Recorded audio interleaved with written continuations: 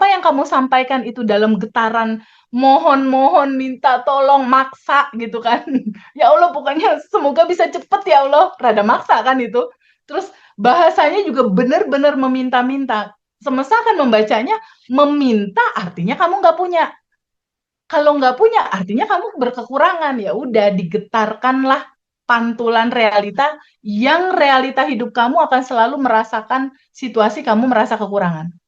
Nah, Allah abundant revolution, Mas. Berdoa itu bukan meminta, tapi berterima kasih dan bersyukur. Dia memandang dirinya, dia melihat dirinya, dia merasakan dirinya masih dalam getaran energi penderitaan, masih dalam getaran energi kekurangan, masih dalam getaran energi mental korban. Nah, getaran energi di balik bahasa doa kamu itu yang diwujudin justru. Itu yang dikabulin. Karena sistem kerja semestanya itu membaca getaran energi tubuhmu. Kalau di dalam tubuhmu masih merasa aku mah ditipu, aku dizolimi, aku dimanfaatkan, masih mental korban, ya itu sih dipantulin jadi realita.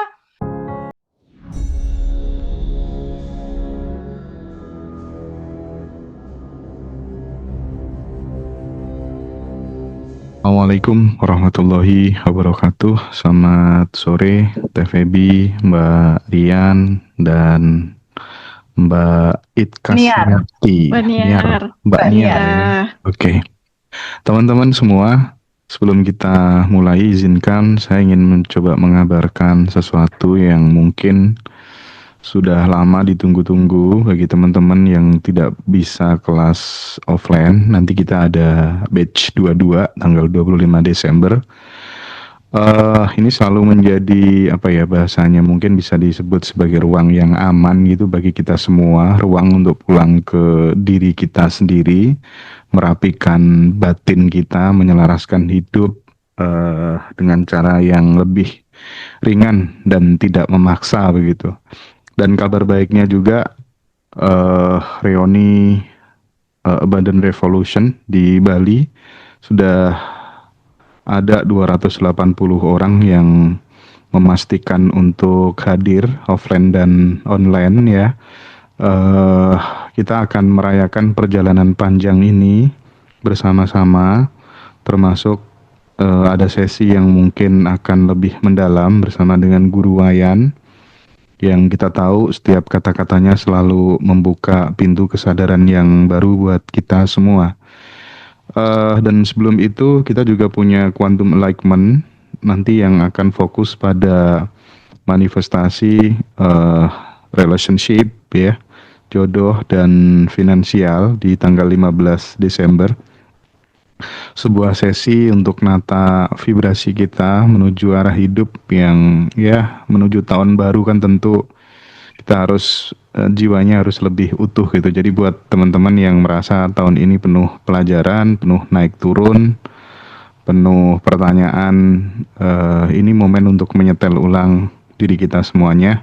Silakan bergabung di ruang yang paling resonan yang sudah disediakan oleh Ngaji Roso. Dan sekarang mari kita mulai obrolan ini dengan satu pertanyaan terkait dengan apa ya? Saya pengen coba tanya satu hal yang baru mungkin ya. Tanpa sebenarnya kan kalau di Abundant Revolution itu kita menarik sesuatu tanpa mengejar ya Teh ya. Tanpa Betul. mengejar apapun, sebenarnya apakah kemudian kita tetap bisa merasa cukup gitu.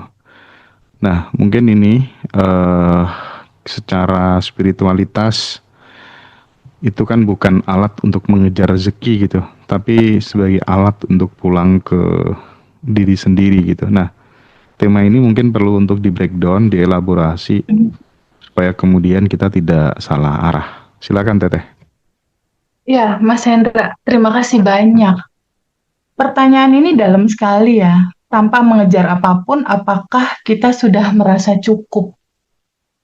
Substansinya memang rasa cukup itu adalah dasar paling pondasi dari kesadarannya kita, Mas Hendra. Jadi segala perubahan itu dia berasal dari kesadaran gitu. Sebuah perubahan itu berasal dari sebuah kesadaran kita yang terkoneksi dengan asal muasal energi tanpa batas ini yang ada di dalam diri kita sebetulnya.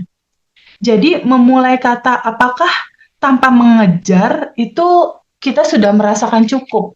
Substansi yang paling mendasarnya gini, jika saja semua orang punya kesempatan untuk punya jeda sedikit dalam hidup mereka, untuk merenung, untuk diam, untuk menyadari tentang esensi dari dirinya dan hidupnya, maka sebetulnya Mas Hendra sebuah sebuah fakta gitu, sebuah fakta proses penciptaan tuh sebetulnya udah selesai semua, Mas.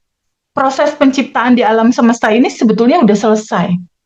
Dan kelengkapan, kesempurnaan, keberkelimpahan, segala hal yang sudah utuh, itu tuh udah tersedia sebetulnya, Mas. Di dalam diri masing-masing itu potensi tanpa batasnya itu sebetulnya udah tergelar, Mas, sebetulnya. Di dalam diri semua teman-teman gitu, bahwa dasar dari diri mereka itu kelimpahan itu sendiri. Dasar dari diri mereka itu sebetulnya kebahagiaan dan kelimpahan itu sendiri. Nah, tapi uniknya kita kan hidup udah dalam usia tertentu nih, udah dalam usia 20 tahun, 30 tahun, 40 tahun. Sehingga banyak sekali program-program, data-data, dogma-dogma, belief-belief, labeling-labeling, penilaian-penilaian yang salah tentang sejatinya kita. Sejatinya kita yang sesungguhnya itu sebetulnya entitas tanpa batas. Makhluk yang tanpa batas sebetulnya. Tapi dengan berbagai macam kisah cara membesarkan kita dari orang tua kita, pola asuh dan lain-lain, banyak sekali limitasi yang membatasi itu gitu, membatasi sejatinya diri kamu sebetulnya siapa. Sehingga kita selalu merasa hidup kita kekurangan, hidup kita nggak cukup, kita selalu merasa kita harus mengejar, harus berjuang, harus betul-betul berlomba gitu. Padahal sebetulnya jika kamu menyadari sejatinya kamu adalah itu yang sudah lengkap, sudah tanpa batas, sudah berkelimpahan, hari-hari kita tuh Mas sebetulnya normalnya itu hanya dalam keseharian pertama bersyukur, kedua secara mental rasakan bahwa ini semua udah cukup, bersyukur, merasa cukup, mentalitasnya mentalitas berkelimpahan, lalui hari-hari dalam putaran itu aja. Putaran syukur, putaran rasa mental yang cukup, dan ketika kamu ke-trigger sama sesuatu, kamu duduk untuk memberikan ruang, kamu merasakan penuh, mengizinkan untuk tubuhmu merasakan penuh semua spektrum rasa yang hadir dalam kehidupan kamu. Jadi sebetulnya rute harian hidup tuh simple banget, Mas. Seperti slogan Badan Revolution yang selalu digaung-gaungkan, abaikan realita yang penting respon.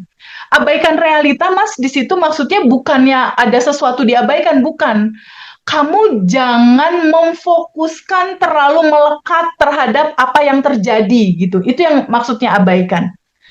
Lalu respon kita atau reaksi kita terhadap semua apapun yang tergelar di dalam kehidupan ini berupa realita. Realita kan selalu ada dua nih.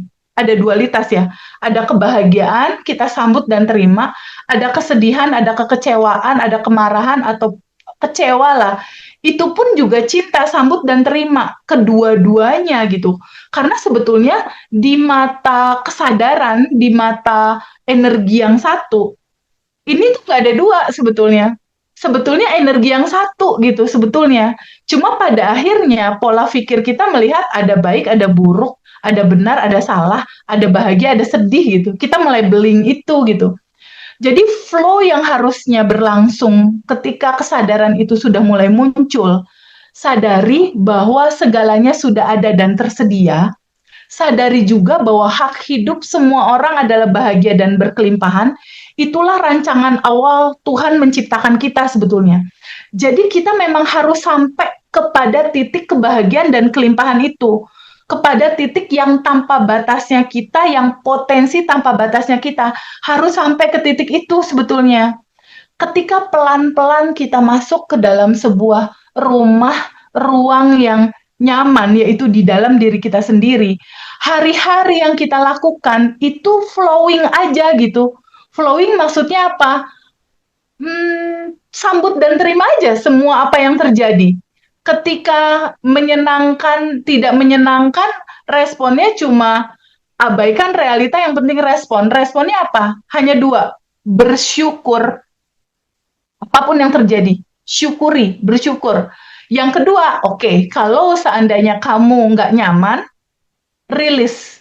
Dalam pemahaman, sambut dan terima semua itu, duduk sama rasa itu untuk merasakan rasa agar dia flowing dan nggak jadi looping. Nah, ketika dua hal habit itu kita lakukan, di mana kita tidak terlalu reaktif dengan apapun yang terjadi di luar tubuh kita, dalam realita kita, mau orang ngegosipin kita, mau orang memfitnah kita, mau pada saat ini misalnya kita ada utang atau apapun itu, tetap dalam judul yang tidak terlalu reaktif merespon itu. Tetap dalam judul bersyukur. Kalau kamu nggak nyaman, yo wes rilis. Sambut, terima, duduk sama rasa itu, rasakan penuh, rasakan total, alirkan, larutkan ke cinta tanpa batas. Nah, pola ini pada akhirnya akan membuat larutan atau sumbatan-sumbatan energi yang menyala di bawah sadar kamu, yang dari dulu tersimpan, dari sejak kamu kecil, itu larut pelan-pelan terurai, tipis lapisannya. Sehingga yang tadinya sejatinya kamu yang ini udah tanpa batas berkelimpahan, hari-hari yang terjadi sama kamu ini banyak-banyak banget tuh, sedih, cemas, bingung, takut, khawatir, ada limitasi banyak, ini mulai terurai, sehingga dia tipis sampailah pada titik kedamaian, sampailah pada titik kemudahan, kebahagiaan, kelimpahan. Disinilah letaknya jalan keluar. Jadi sebetulnya di titik kita menyadari titik itu aja, nanti aliran tanpa batasnya sendiri yang menuntun solusi, menuntun jalan keluar. Dan jujur Mas, itu udah dibuktikan sama begitu banyak teman-teman, mungkin termasuk Rian. Iya, oke. Ya, nanti kita akan tanya lebih dalam pengalaman Mbak Rian ya, teman-teman ya. Ini penting untuk ditanyakan, sekaligus mengirimkan pesan buat sahabat semuanya bahwa di Abundant Revolution kita tidak hanya bicara soal manifestasi uang, tapi juga banyak sahabat-sahabat yang merasakan manifestasi rasa yang damai gitu. Nah, meskipun juga tidak sedikit di antara teman-teman yang sudah melakukan quantum jumping misalnya, terus tiba-tiba aku kok belum terwujud. Jangan fokus pada hasilnya ya teman-teman, fokus pada progresnya seperti apa gitu ya. Jadi atensinya jangan langsung ke hasil gitu. Nah, tapi gini Teh, kita memang melihat ya, andai kata kemudian seseorang yang pengen hijrah dari level ekonomi yang sangat rendah sampai kemudian high level begitu, dia pengen punya uang banyak, misalnya udah punya uang banyak, dikasih uang 200 triliun, disuruh tinggal di Mars sendirian kan juga nggak mau kan. Terus kemudian dikasih uang ya 50 triliun, tapi kamu nggak punya orang-orang yang mencintaimu, nggak punya sahabat, nggak punya saudara, aduh, itu kan juga mikir-mikir juga gitu. Artinya bahwa memang orang itu bisa punya uang banyak, tapi kadang masih tetap gelisah hatinya gitu. Mengapa damai ini menjadi lebih penting, lebih kaya daripada sekedar angka di rekening Teh? Iya, betul sekali Mas Hendra. Gini Mas Hendra, karena ini tentang rasa. Ini tentang rasa. Naturalnya manusia itu adalah kebahagiaan, Mas. Kebahagiaan dan kedamaian itu udah naturalnya dia tuh, Mas. Naturalnya tubuh kita gitu. dia bergetar di dalam satu judul energi yang paling spektakuler, yaitu energi cinta. Nah, di dalam energi cinta ini, dia melekat kebahagiaan, melekat kedamaian, melekat ketenangan, Mas. Jadi ini tentang rasa. Rasa inilah sebetulnya yang dituju oleh siapapun orangnya. Rasa ini, Mas Hendra mau punya uang, dia pasti ngejar rasa tenang, rasa bahagia. Mau punya jodoh, pasti dia ngejar rasa tenang, rasa bahagia. Mau ngejar karir, mau ngejar sehat, mau ngejar apapun, pasti yang dikejar itu rasa ini, tenang dan bahagia. Jadi tenang dan bahagia ini adalah naturalnya kamu. Ini adalah naturalnya dirimu. Dia akan selalu menjadi tujuan untuk kita pulang. Dan inilah tempat pulang kita. Kedamaian, kebahagiaan, kelimpahan. Mungkin yang lebih jelas lagi itu menyangkut masalah kebebasan, Mas. Kebebasan atas apa? Kebebasan atas rasa belenggu lapisan emosi. Kebebasan dari rasa marah, dari rasa cemas, dari rasa bersalah, yang ujung dari kebebasan itu yaitu kedamaian tadi gitu. Kenapa akan selalu pulang balik ke sana? Karena itu memang default naturalnya dia, Mas. Dia selalu akan masuk cari lagi ke situ gitu. Jadi, dari manakah kedamaian ini ada gitu? Itulah memang satu chip yang dipasang di tubuh manusia untuk jadi tempat pulang. Jadi apapun dan kemanapun dia pergi, pasti yang dituju rasa itu. Tapi jika kamu belum mengetahui secara utuh siapakah diri kamu, bagaimanakah pada akhirnya kamu mengerti kamu akan kembali kemana, kamu akan pulang ke energi yang satu gitu. Tapi kalau di titik sekarang, Mas Hendra, banyak teman-teman yang mungkin belum sampai pada satu titik bahwa kita bukan tubuh, kita bukan emosi, kita bukan pikiran. Dia masih terbelenggu sama penjara tubuh. Memang dia akan selalu menderita, Mas. Ketika tubuh ini yang jadi penguku, akulah ini nih badan tubuh, tubuh fisik, dia akan selalu jadi ada penderitaan, Mas. Karena di dalam tubuh yang dilihat hanya kekurangan, Mas, biasanya. Iya. Itulah identitas lama, Mas. Tapi di Abundant Revolution, yuk pulang ke identitas baru kamu. Yuk masuk ke alam kuantum sejatinya kamu.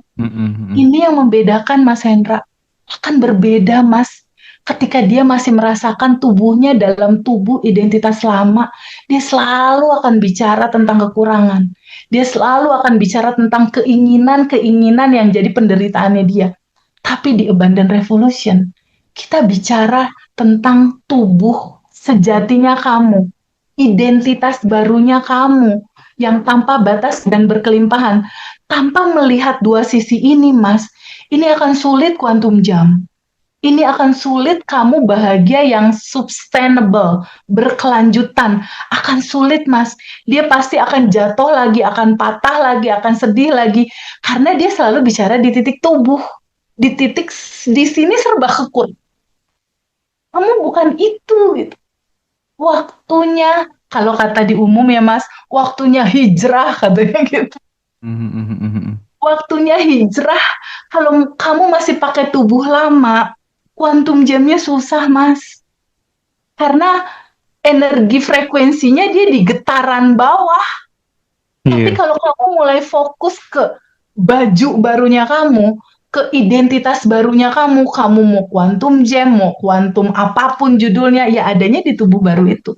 Dan di tubuh baru, getaranmu akan selaras dengan getaran semesta. Akan selaras, seresonasi, sefrekuensi, coherence dengan itu. Iya, Teh. Gitu. Jadi pada saat kemudian quantum identity-nya udah terbentuk, itu tuh manifestasi terkadang berjalan lebih mudah gitu ya. Salah satu sebab kenapa masih susah, ya karena kita masih ada rasa greedy tadi loh ya. Terus kemudian kita neediness gitu ya, merasa butuh. Padahal semakin merasa butuh itu kan kayak justru malah menjauh. Jauh. Gitu. Ya, malah Kan? jauh. Sama pasangan kan juga gitu ya, dulu pas waktu kita Sama. masih pacaran kan juga gitu kan ya.